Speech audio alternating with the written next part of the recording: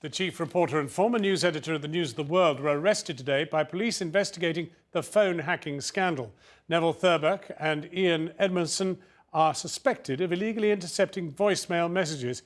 Both men have denied any involvement in criminal activity and were released on bail a short time ago to return in September. The allegations involve a host of celebrities and well-known figures who claim their mobile phone messages were hacked. A warning, Carl Dinnen's report does contain some flash photography. The police investigation into phone hacking at the News of the World sprang back into life today.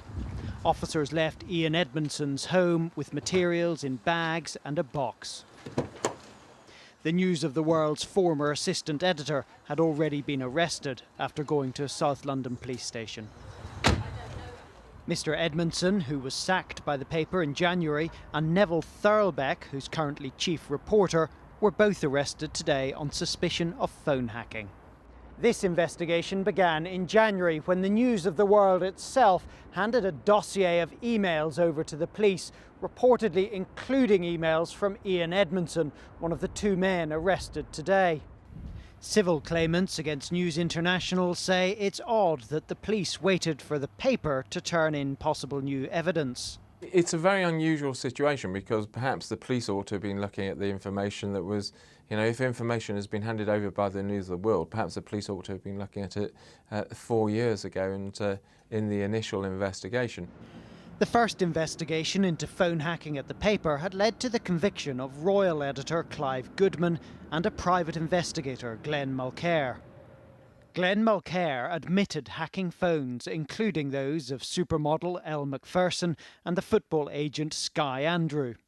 Andrew sued, and during the civil case it was alleged that Ian Edmondson, arrested this morning, had been the one who'd requested the information. After Gordon Taylor of the Professional Footballers Association reached a settlement with the paper, a record of his messages appeared with "Transcript for Neville" written on it. Was that a reference to Neville Thurbeck, the paper's chief reporter? Well, we don't know, but he was also arrested this morning. Thurbeck, Edmondson, Goodman and Mulcair all worked for the News of the World while Andy Coulson was its editor.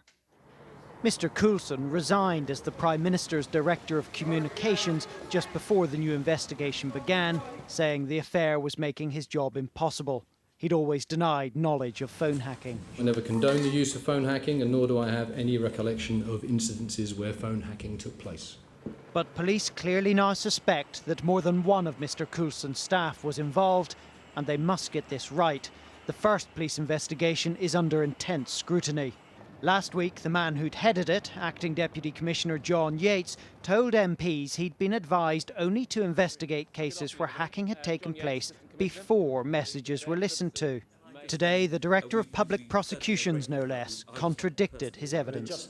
It's not necessary to establish whether a message was intercepted before or after it was listened to by the intended recipient.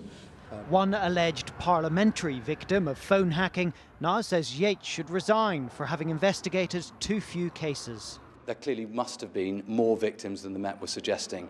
I think that puts Mr. Yates's position in doubt, and I would say that it is now completely untenable. Tonight, Ian Edmondson and Neville Thurbeck have been released on police bail. Mr. Thurbeck remains the chief reporter at the News of the World, and the paper has reiterated its position that it will not tolerate wrongdoing.